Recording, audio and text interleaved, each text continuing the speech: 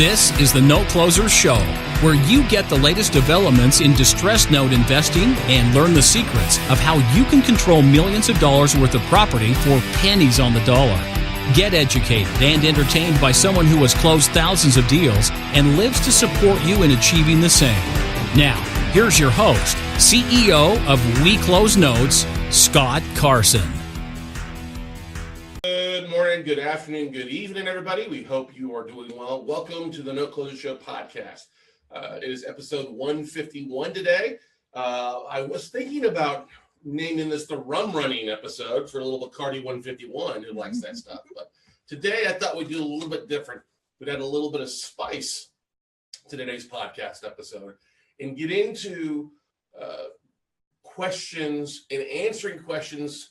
I've been doing that a lot lately about business models. Literally 5 emails this morning came in from different individuals asking about our business model. And what does that tell me? Well, we always get a lot of emails in from people asking about our business model. But one of the biggest things I like to ask people is, what's your background? What have you done as a real estate investor? If you're brand new, great.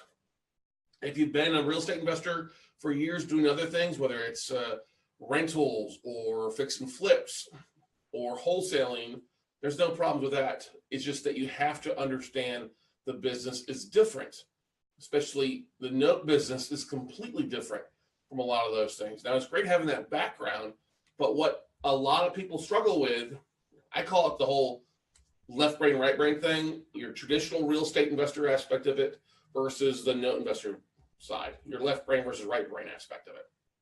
Because as a note investor, you're the bank more so. And yes, you control the real estate by owning the first lien position. And that's all that we focus on here really is first liens. You also have to keep in mind that you've got a variety of different potential exit strategies that you're working through or working to obtain. Now, a lot of people like the note business because they can come over and then get cash flow. And that's our biggest goal. First and foremost, if you're going to be a note investor and you're not looking to modify or reinstate as your first exit strategy, you're going to end up leaving a lot of meat on the table, or meat on the bone, I should say, money on the table. All right. You know, let's talk about some of the business model before we dive into the note aspect of it. So rentals. All right.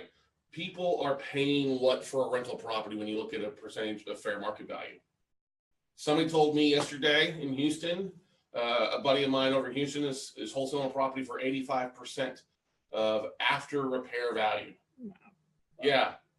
It's an empty property, needs about $36,000, and he's selling it for 83% roughly.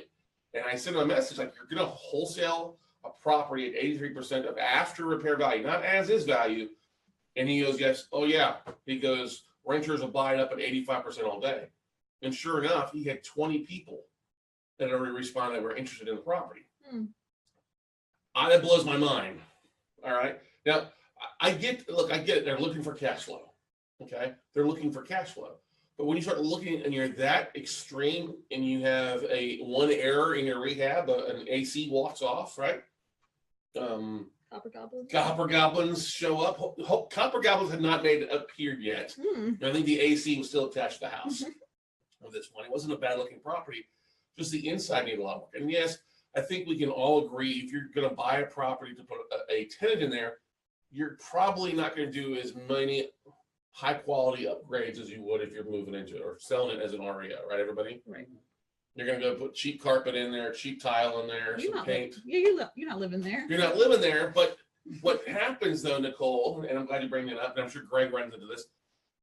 Greg, with your rental history, what was the big things you guys were always replacing with stuff? Now, I know you guys had some really great tenants that lived in there for years, your dad has talked about. But it's also Houston, and Houston's shady. Well, we stopped putting in carpet for that reason, so we put that linoleum floor because it's a little more durable. It's cheaper, not the carpet, but cheaper than like putting laminate or hardwood floors. And so, but that's like one of the big things. They put that throughout the entire house. Wow, linoleum to the entire house. Okay. And because like one of the houses burned to the ground, so we had little extra insurance money to kind of. That's good. Some. Yeah, I don't think anybody's gonna be living in that rental there for a little while. They break the ground. But I see a lot of that too. And people every year, 2 years, 3 years are having to replace the carpet versus a lot of the higher end investors that are doing a lot of rentals. They actually put in nicer stuff because they replace it less. It's a little bit more expensive in the front end with putting in ceramic tile or laminate flooring and decent countertops and things like that. But when they start looking at the depreciation schedule over 27 years, it makes a little bit of sense for a long run, but it's still, when you look at the cash flow coming in, how much is it? Is it 100, 200, 300, 400, 500 a month that's coming in off of the basis of your costs, your mortgages, your taxes and insurance? All right. Is it as good a thing? And then you're also having to actively manage those rentals. Now, look, some people, get long-term tenants, 2 years, 3 years. That's a different story versus somebody's doing, having to put a tenant in there every 9 to 12 months. If you're having to replace tenants every 12 months or 10 months, you start adding in commissions and it takes away from your profits. At the point, we see a lot of lazy landlords who get tired of that fix and flip strategy, or not really fix and rent strategy, that want to come to the note game, because when you're a note investor, you're not fixing the properties. You're trying to keep the borrowers in the property. You want them to stay. Now you obviously want to look at what market rent is in an area, because that will help you determine if you reinstate or if you modify, if you're going to make them pay a little bit extra, if their existing mortgage payment is way below rent. Like, listen, you're way behind. Let's have you make an extra couple $200, $300 a month payment to keep you on track or get you caught back up. Now, if the rent rate of the property is less than what their existing mortgage payment is, I can guarantee you, if you try to get them to reinstate, it's probably not going to happen. You're probably going to have to look at doing a modification or forbearance agreement where you start off that payment at a lower amount, trying to keep them in there. Now, the beautiful thing is the other major factor that separates really a lot of renters or landlords versus the note investors is we're buying assets a whole lot cheaper. Can we agree to that, everybody? Yes. When I saw 83, 85% yesterday and found out that another good buddy of mine had already bought it, I was like, oh, man, quit drinking that Kool-Aid, right? Because we're not paying really more than 55, 60 cents on the dollar for most assets. We prefer to be below 50, 55, right? Mm-hmm. Quick question. Yes, ma'am. Casey Lang says, so you can sell to these guys at 85%. Casey asked a question, so you can sell to these people at 85%. Yes, if it's an REO, and that's what it was. My buddy Chris Johnson, who had the posting on Facebook, it was a deal that he negotiated with an out-of-town owner, and he was wholesaling the property. And so he was just wholesaling the property to an end buyer, which that just still drives me bonkers, though. 85% of after repair value just blows my mind. Mm-hmm. And hopefully the values are good, but come on, when somebody's trying to sell property, do they really go middle of the road value wise, or lower values, or do they always go, oh, it's worth 105, but that's like the best comp ever? Yeah.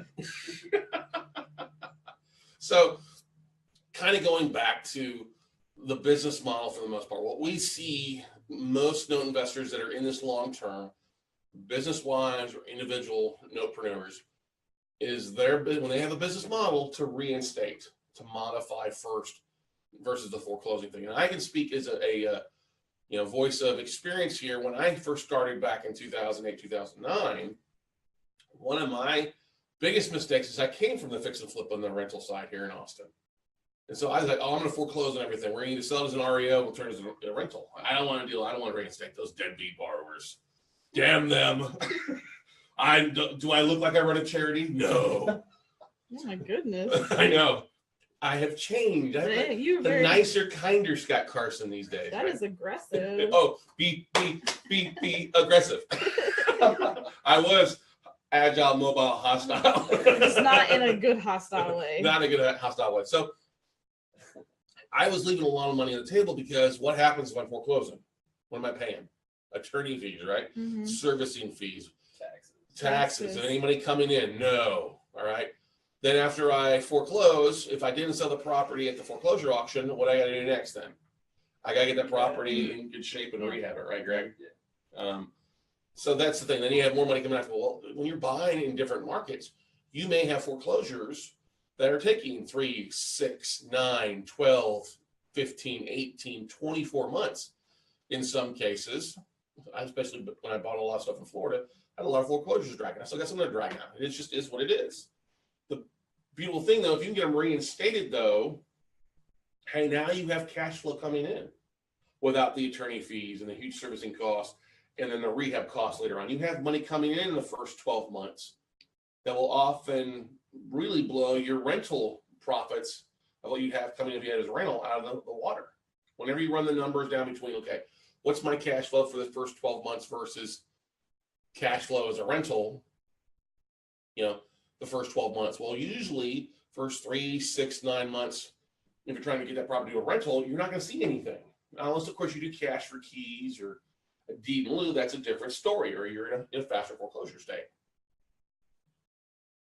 But the thing to keep in mind is that it doesn't always work out that easy, right? This is why one of the biggest things I tell note investors is you have to look at your business, not get so bogged down into one specific asset. This is a numbers game.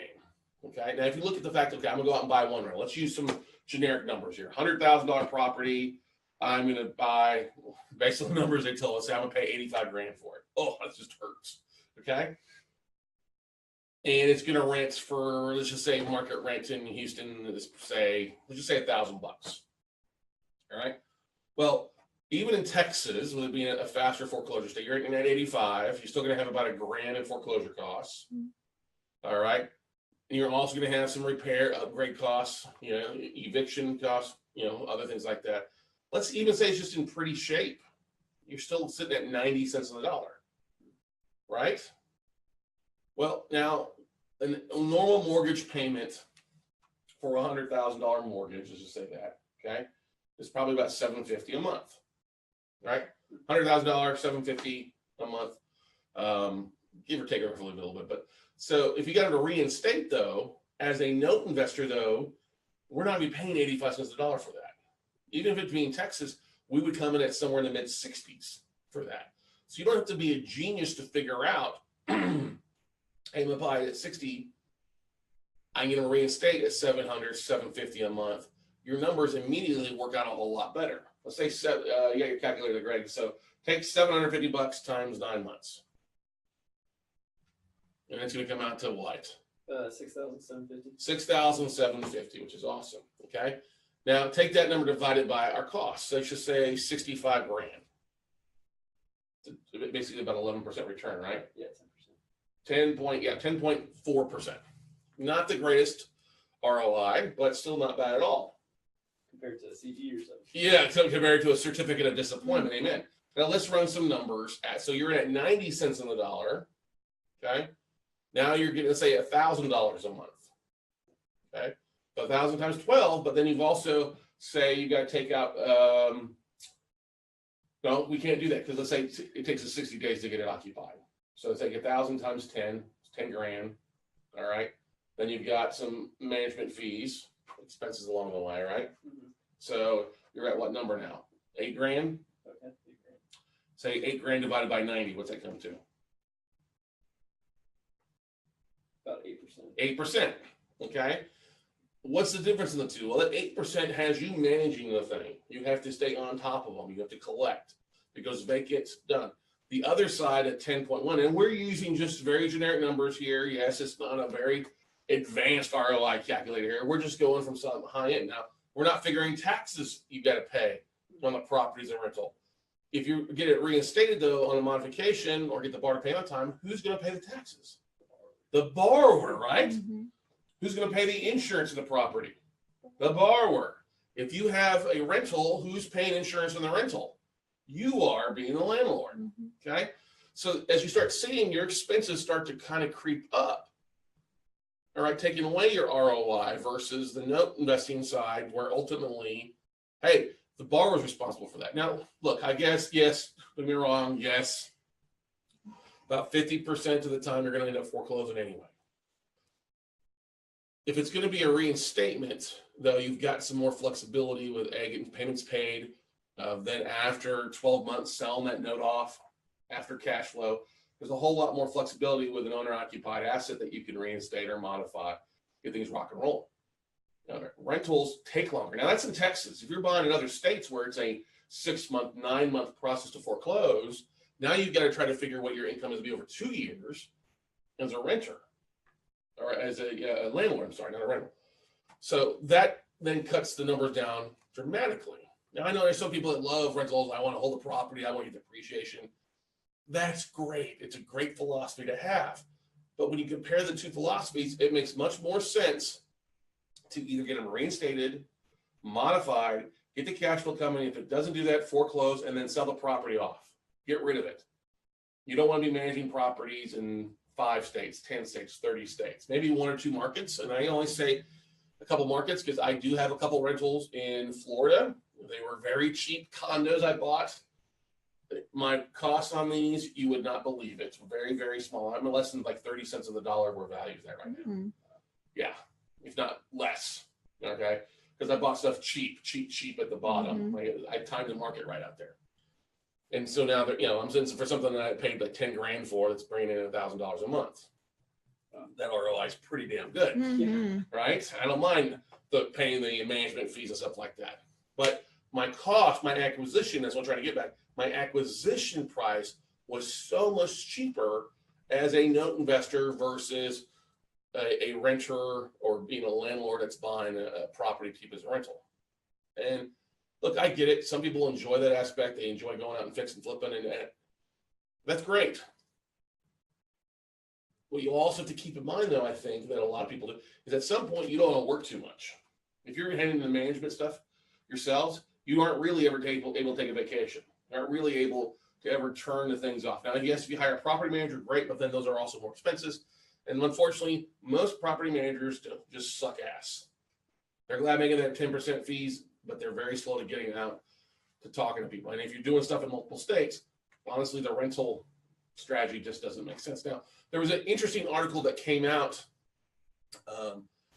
last week about the top 25 markets. Dan Zutowski posted something. He shared an article, and I cracked up. It actually came out Monday because I saw it pop up on my Facebook feed as I was wrapping up doing the Monday Note, or the Note Night in America webinar that we do every Monday night for those that are listening on iTunes. It was funny because we literally in about 20 of those markets are great note investing markets. But the yields, Detroit, I think, was number 1 yield, and Memphis was down near the bottom. But the yields, the rental yields that they were talking about are like, Detroit's like a 17% cash and cash return we're talking about. And Detroit's been a very, very popular rental market over the last few years because you could buy assets so cheap. I've got a buddy who is a foreign investor, and he owns 800 rentals in Detroit. 800. Wow. I mean, he bought like $5,000-$10,000. He bought 5 or 6 at a time because he'd slap around and turn the renter in there for $700 to $800 a month. Those returns are really good, and he's ridden the appreciation train back up that mountain a little bit. Toot, exactly. But if people are paying 80 cents on the dollar in Detroit and they're renting it, getting a 17% return, what happens if they were to actually buy the note and buy it at half price or less? Then their rental returns go through the roof if even they have to do all that work. Yep. And so I know a lot of people out there are like, okay, Scott, what are you trying to get at? Yeah, we have a question about reinstatement before we go on to the next business model. I get it. And we'll cover that in a second. What I'm trying to get at is you have to, a lot of people are going out there, going to events, and they're hearing all these people that are doing amazing things, and they're driving the shiny car, and they got the big house and stuff like that. And look, business models change. The note business has changed over the last 10 years. It's gotten a little bit more competitive, but still not as nearly as competitive as I would say the apartment complex or the fix and flip side or the wholesale markets out there. We still have a tremendous amount of opportunity when you dive into looking at things. Okay, as far as there's deal flows out there, and there's also kind of shadow markets, shadow inventory that's hitting the market that was something different a few years ago. When you start looking at the contract for deed market aspect of things, huge amounts of opportunity there too. We get to that in a second, but we've got a couple questions here. So what's the first question? The first question is Christina Fuller. How much time do you give a borrower to come up with the reinstatement or modification when you go that route? I see 6 months as a trial period payment. I see 6 months of trial period payments here locally on mods. So that's a great question, Christina Fuller. One of the big things is you should not be spending more than really probably 60 days, giving the borrower more than 60 days to come up with something. Now, yes, Christina makes a good point. You see a lot of, especially when we're buying assets from banks and hedge funds and servicing companies, we see notes that are in trial payment plans. TPP, they call it. It's a trial payment plan model. It's a forbearance agreement. It's not a true modification. It's a trial payment plan, because once you do modify that loan permanently, if the borrower owed 120 and you're going to modify their balance down to 60 and they default on that payment plan, you can't go back and foreclose on them for the 120. You're stuck at only the 60 now. Okay. So that's what a forbearance or trial payment plan is. It's giving the borrower time to come up with some payments, but you got to do that. Look, I'm not going to wait 6 months for you to come up with your first payment. You got to come up and do something in the next 60 days. Or 60 days from the time. I prefer 30 days. Okay. You need to do something and do it now. Look, we're having an adult discussion here. You haven't been paying your mortgage for 6 months, 12 months, 2 years, 3 years, whatever it's been. You need to do something. I don't care if you lost your job or you were sick. I get that. Hey, crap happens to everybody. I get it. Awesome. Look, we're here trying to reset that American nightmare. That used to be American dream. Everyone wanted to own a house, right? Now that's not the same dream we see out there. A lot of people are like, I don't want to own a house. I just want to rent for my life, which that just drives me bonkers when you look at things. But that's okay. You just have to give people, listen, I know you've had a bad thing. Yes, you're behind and stuff like that. Let's not worry right now about what you're behind on. Let's talk about what you can start paying now moving forward. Because if you can't pay, you can't stay. All right. You know pay, you know stay. You know pay, you know stay. Is exactly right. So we have any other questions from people on there? Nope, okay. That was it. Okay. So one of the biggest things that always everybody asks me is, do you do a lot of the loss negation yourself? And the answer is no. I try to always have professionals help out with that, especially if you're a brand new note investor. You should not be doing the workouts yourself. Now, don't get me wrong, sometimes things will happen. I got a phone call or a text message from our buddy Chris Motan, who's over in Afghanistan, go military. His wife, Katie, they're kind of new investors. They bought 2 assets, and they were asking me some questions about 6 or 7 assets they've been now. But Chris asked me, have I ever had a borrower show up at my house or my office? And I was like, no, I never had. Well, I take that back. I've had a few borrowers show up, but I already own their notes. It was a good thing. Robbie Woods would be an example. 6 months after we bought his note, he became a student, and he did the property over to us. He ended up buying the property back. But anyway, no, I don't usually. I've never had anybody. Now, I've had some people call me when they get the servicing transfer letter. Sometimes people will pick up the phone and try to track down. That's a good thing if they're calling you, because then you want to do what you want to do is get as much information on the phone, and not in a.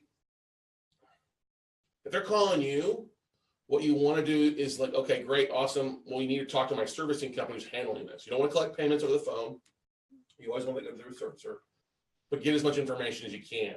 Hey, okay, awesome. What's the property? What's the address? What happened? Ask them what happened. How did you fall behind? That gives you a couple minutes while they're telling you their country western song for you to kind of gain your composure, because it's not always the most prepared thing when a borrower calls you out of the blue, right? And this doesn't violate the right party contact either, because you have the note, right? Yeah, exactly. You own the note, right? But that's the thing. They're contacting you. Yeah. And it's a different aspect if you reach out. You don't want to be contacting borrowers before you own the note. That's a big CFPB violation. You're right.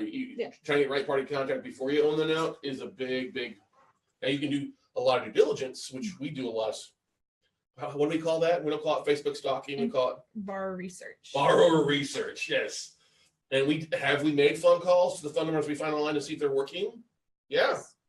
We do, definitely, just to see if it's working. Now, we don't talk about, hey, we're buying your note. That would be a violation. But a lot of borrowers sometimes, well, not a lot of borrowers, some borrowers want to reinstate. I just got an email last night from my servicing company, a borrower that we'd modified before, who paid on time for a year, who gone in default for 3 months. in Illinois reached out and said, hey, we want to get back on track. Can we make a full payment here and then a half payment, a full payment this week and a half payment in 2 weeks to get caught back up in the next 90 days? And I'm like, by all means, for sure. Glad to work that out. Glad to approve that. And that was actually a borrower that I communicated originally. And when we bought the note, we reached out to them to see what they wanted to do. And now, if you got a little bit more experience, great. Like my buddy Jay Tenenbaum, an attorney, hey, great. He can do a lot of his workouts. But he has even offset his workouts to, special servicing companies like the law office of Daniel Singer or the guys at Polaris who are a lot more aggressive in their borrowers and have the time, and that's their main focus. He doesn't mind paying for that. Now, this is the thing that always cracks me. People say, I want to do a lot of the workouts. No, you don't. You don't want to do a lot of the work. It's not the same thing as going out and rehabbing a property and getting your hands dirty that way. Rehabbing a note, you've got to have professionals that do that. That's why you pay a servicing company $75 a month or a special servicing company $100 a month for the first 90 days to make things happen. All right. Does somebody else comment? No, or no, we're still good. So when it comes to business models, that's why we try to get to the point. Hey, focus on what you really you're in the note business. That's why banks have made so much money is not, they're not in the rehab business. Okay. We can agree the biggest companies in the world are what? They're banks. Mm-hmm. Biggest buildings in every downtown is usually a bank, a financial company. And how do banks and financial companies make money? They make loans. They're in the paper game. All right. They get the cash flow coming in. It's that total continuity program. They're not in the habit of going out and buying property and fixing them up and flipping them and selling them. Now, yes, don't get me wrong, they have to do that, and banks have had to add those departments to accommodate those mortgage errors and those mortgage defaults. But initially, banks don't want to do that. When you talk to a small town bank, this is a great example. A small town bank has to be very conservative with their borrowers' funds or their clients' funds, right, everybody? Mm-hmm. So they're going to be very conservative on what they lend. They're going to do a paper lending. They're going to probably do 90, 95 cents on the dollar. Somebody's going to have a good credit score, 700 or greater, the owner occupied. They're going to make sure the appraisal comes back, that the borrower is not buying something that's, they're not going to lend on something that's overvalued, those kind of things. They're very conservative to make loans because they realize money coming in every month from the get-go is going to be better than them going out and trying to find the property themselves and open a business. Okay? People don't realize that. People think you can what's the word? Kidnap a business model initially. And that's where I see so many real estate investors fail is they get sold a bag of goodies. They've gone to a 2-hour seminar that sold them into a 30-day seminar that sold them a $40,000 coaching program. And they're just not capable of doing it because they're not going to put the marketing in. They don't have the business, not only the business concepts down really, or the business sense in some cases, they just don't have the resources.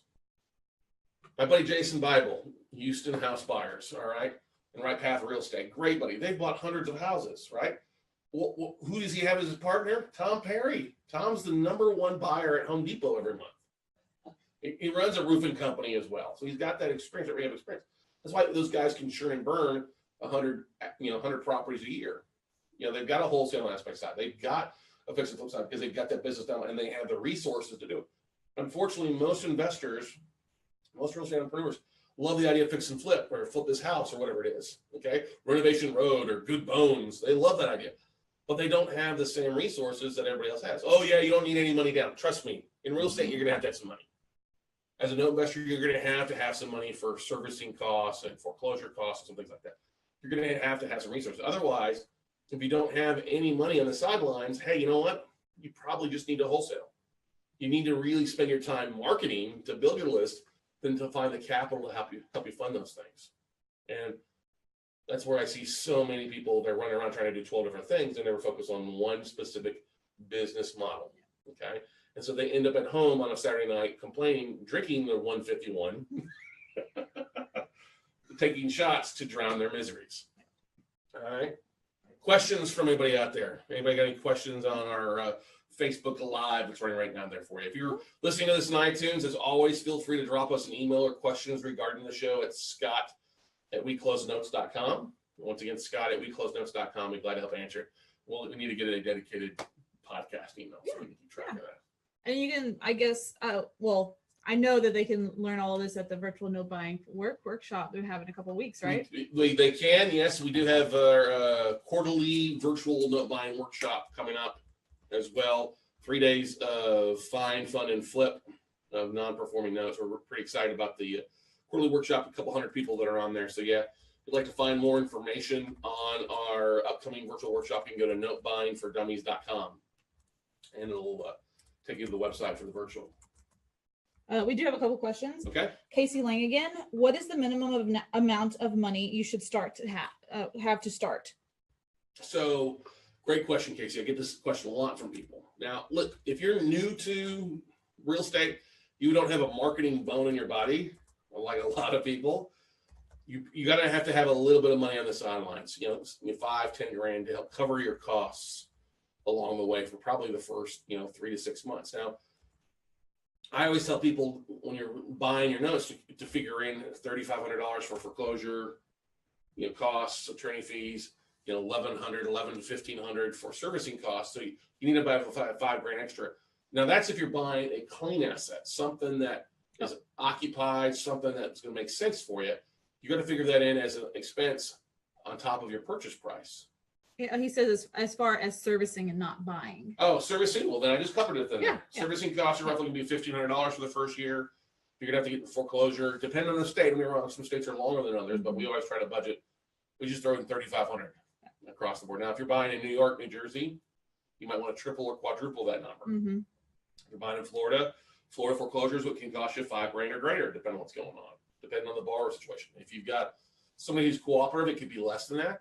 But if you've got somebody who's international, like I had an international borrower in Germany, okay, serving that person foreclosure documents was not the easiest thing to do. I imagine not.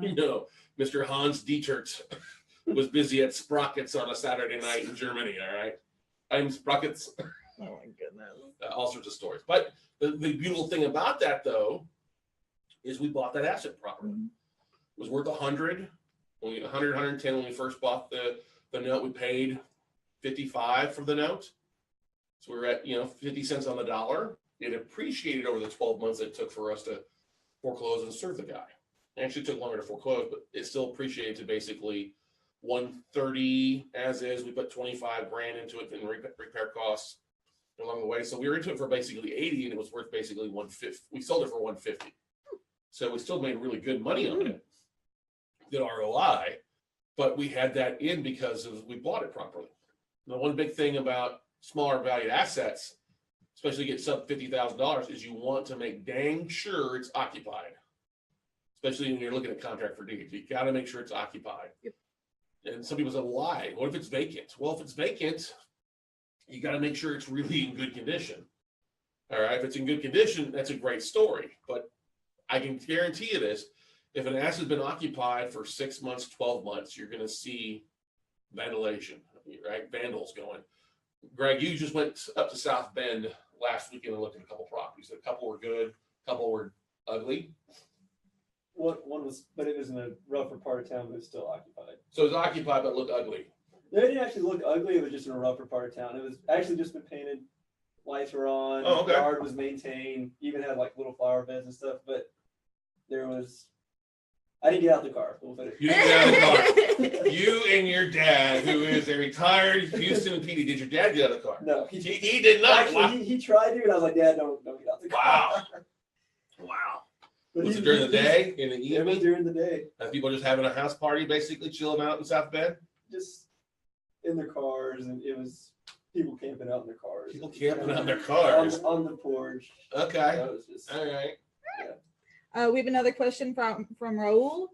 How hard is it to transition from rental notes into from rental to the note business? Actually, that's a great question, Raul.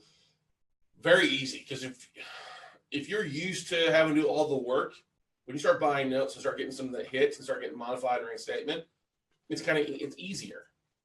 Now you understand the cash flow model. You're like, oh, I don't have to put so much work in, I'm getting this stuff cheaper and I can turn it into something.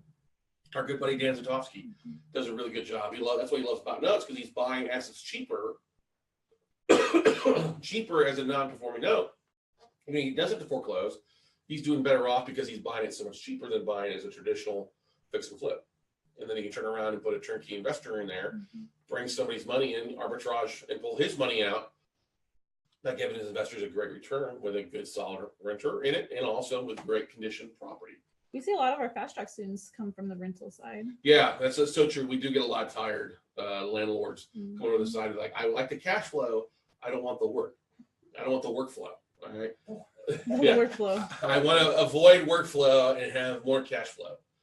And that's the thing. If you can get, and that's one of the big things I think that kind of sets us apart is if you've got a financial number you're looking for, a number you've got to have monthly coming in to cover your nut, you cover your expenses so you can live, and tell your JOB to go shove it, right? Tell your boss to shove your JOB. Start looking at what that number needs to be. If it's got to be $6,000 a month, then if you've got notes that are bringing you $400 or $500 a month, that's, that means how many you got to do? 12 to 15 deals. That's very feasible to get the point now where you've got $5,000, $6,000 coming in every month. That covers your bills. 12 deals is not hard to do in the note business.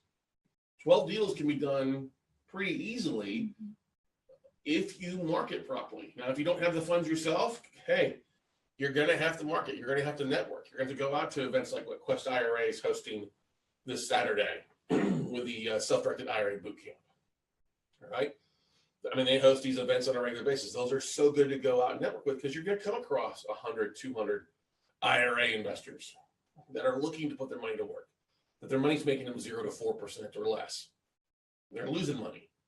They want to put their money to work, bringing a good return and knocking it out. And let's talk a little bit about that. So, excuse me one second here. I'm going to end up sneezing probably. Nicole, you've done a great job yesterday putting some stuff together. Let's talk about, with our business model, what are some of the things that we're doing that we're taking with us down to the event? I'm lucky enough, I'm speaking for basically 50 minutes at the event. And then we'll have a booth out there for the rest of the afternoon.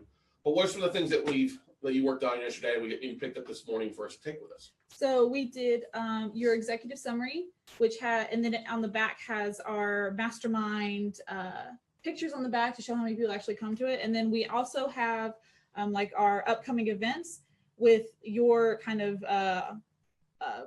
some of the recent assets that we closed on the last 30 days. So we got two flyers. Two flyers. So two flyers. Actually, we have a third piece there, but yeah. So, and what an executive summary, this goes into your business model mindset.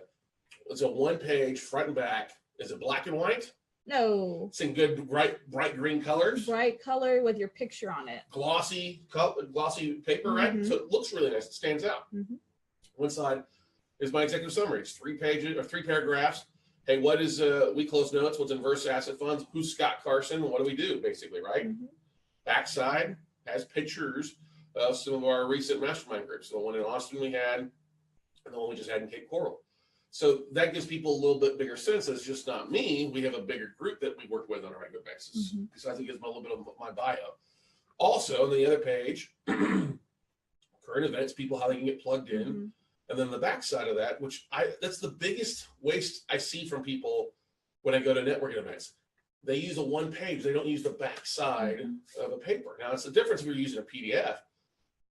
You only need one. You're only going to see the front. You're not going to see the back on a PDF. But we had FedEx print on both sides, color. A couple $100 to print this morning for a couple hundred flyers. But yeah, that's what we did. Nicole and Greg and Jen have pulled photos of all the assets we're closing. So we simply put photos of like 8 or 9 properties in the back of there. And then plus however many more that we have, like an infinite number more than what we already have. Yeah, exactly. So there's like 8 photos, and then one photo just say 50 more in the last month. So it gives people an idea of deal flow. I see so many investors, they don't put in their business model, they don't start thinking about how to share the deals that they're closing with potential funders as a business model. Because look, every business has got to have a marketing budget, and your marketing budget should be one of your bigger budgets besides labor costs for the most part, unless you're a solopreneur and then your labor costs are whatever you are. Okay, unless you have assistants or VAs or employees or things like that. You always got to be marketing. And that's your business model. Share your business model. Give people something to take home with them so they can see what's going on. Because not everybody is going to make a snap judgment right there. Oh, great, awesome. Here, let's do a joint venture for 50 grand or 100 grand or 25 grand or $500,000. You got to give something to people to take, something for people to take home so they can actually look at things. We agree to that, everybody? Yes. Yeah. Oh yeah. Right.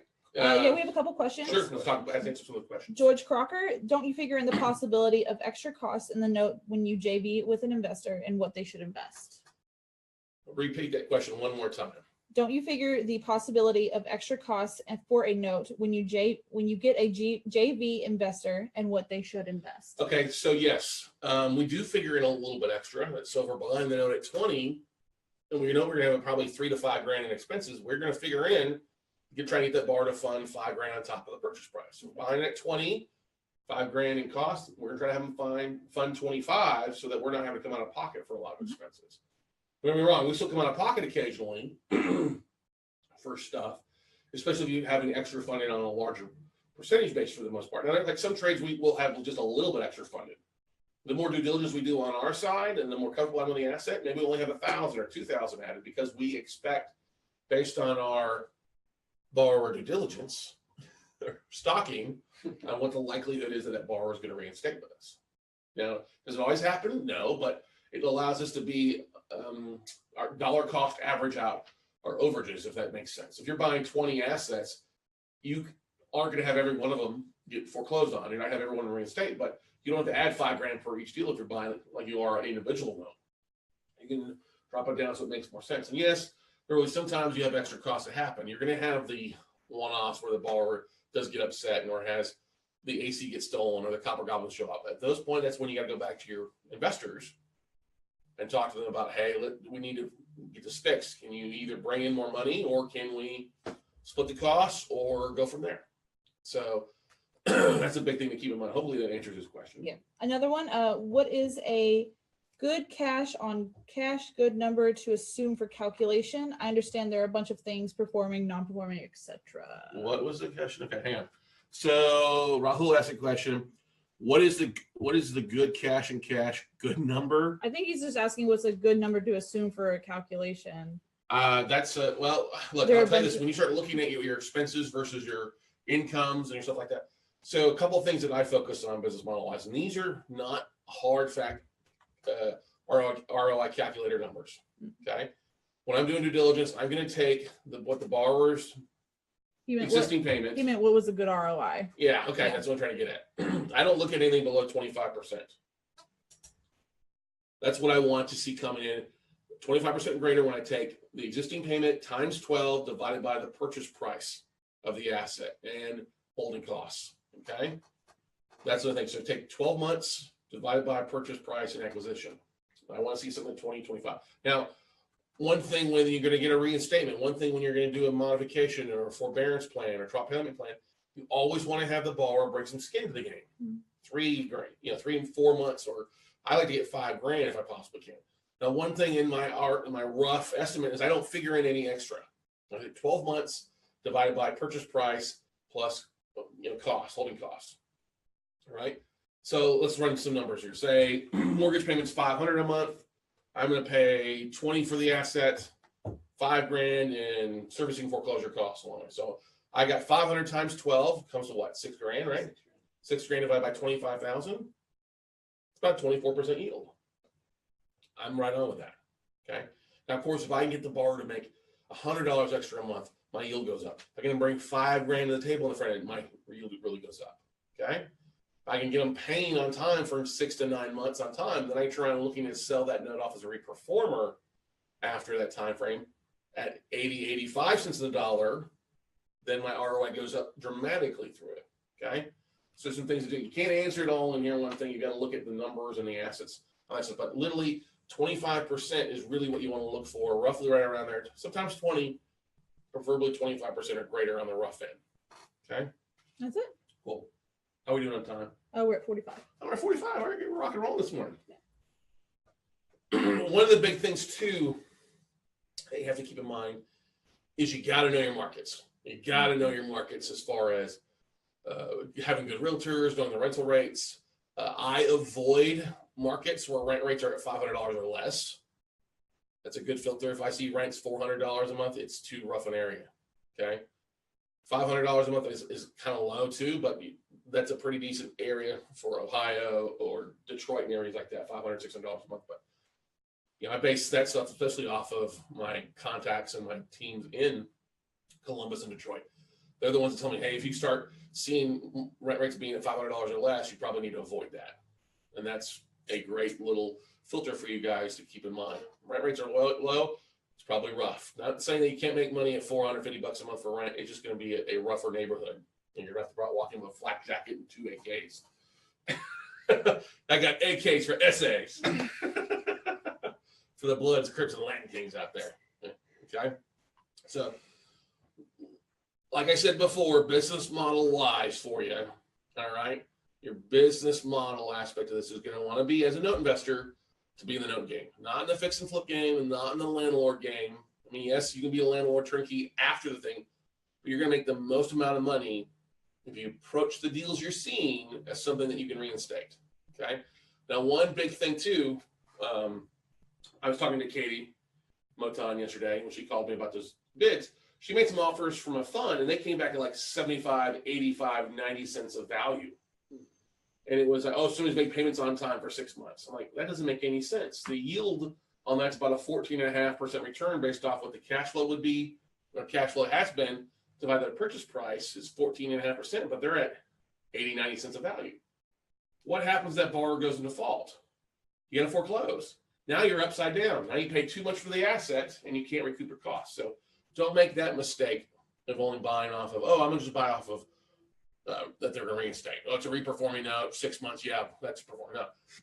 Don't buy a performing note unless it's truly has 12 months of reperformance for the most part. Okay. That's the only way to really justify a higher purchase price on the asset. Okay. Important to keep in mind on that, everybody. That's such a big deal. Make sure you're not overpaying for the asset. Don't fall in love with a property. Fall in love with your numbers. All right. Don't fall in love with the property. Avoid the OTSC syndrome, as we like to say. Oh, that's so cute. Okay. Hashtag, oh, that's so cute. All right.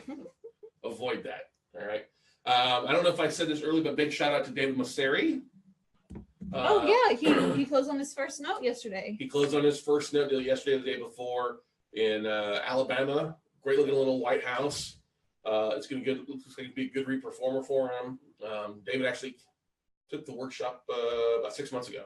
Oh, okay. So I was looking through some of our stuff and seeing where he's been. He's been through the workshop. He's also been through Note Camp, which is our big online convention that we have twice a year. For those that are listening out there watching, our Note Camp dates this year are October 12th, 13th, 14th, and 15th. Excited about that. So we're less than like 90 days out. You can go to notecamp.live and get signed up. We're pretty stoked about that. We had 700 plus people last time in April, and we expect to have over 1,000 people this time. That's my goal. Okay. So we're already at 10th of the way. There were already over 100 people signed up for it. That's good. Yeah, pretty stoked about that. But yeah, once again, notecamp.live if you'd like to find more information. We're amazing event, 3.5 days of content, 30 plus speakers. So excited. Was I not excited this morning, everybody? I'm so excited. God, I'm going to do hashtag so excited now, shouldn't we? All right. Making fun of ourselves.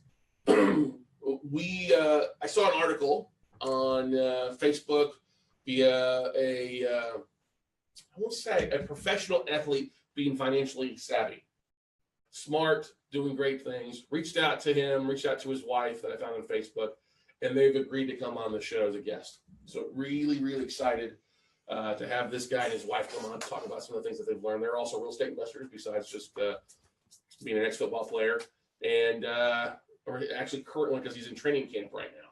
So pretty stoked about that, and we're working to finalize a date to record that to have him on a future episode. So just the start of so many great guests. So Our guest tomorrow morning actually is going to end up being Aaron Young with Laughlin Associates. Mm-hmm. So pretty stoked about that.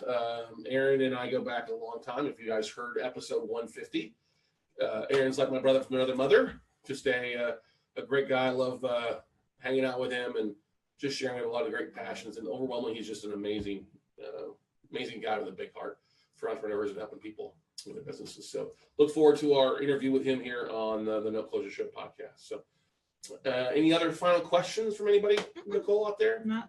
So everybody, thanks for the great questions. We really appreciate you, though, that are watching us live on Facebook every morning and sharing content that helps those, obviously, that are listening to the podcast on iTunes and everything as we get rock and rolling. So once again, if you're listening on iTunes, make sure you go on and give us a good rating, please, and leave a good comment.